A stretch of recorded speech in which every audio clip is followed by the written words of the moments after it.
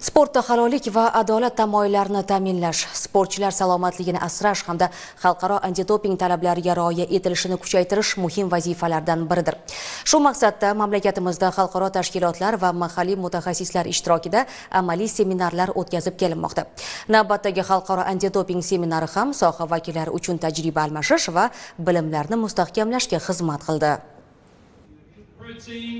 Sport vazirligi, O'zbekiston Milliy antidoping agentligi, Xalqaro testlash agentligi hamda O'zbekiston og'ir atletika federatsiyasi hamkorligida tashkil etilgan seminarda xalqaro va mahalliy ekspertlar ishtirok etdi. Xususan, Xalqaro testlash agentligi eksperti tomonidan taqdimotlar o'tkazilib, antidoping sohasidagi xalqaro talab va yangiliklar haqida ma'lumot berildi.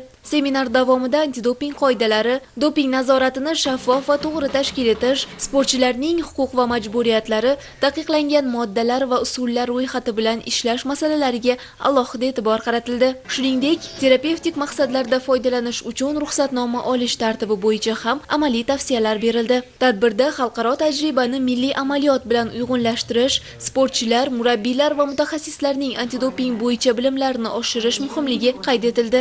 Zero dopingga qarshi kurash faqat nazorat tartiblari bilan cheklanmay, sport muhitida to'g'ri tushuncha va mas'uliyatni shakllantirishni ham talab etadi.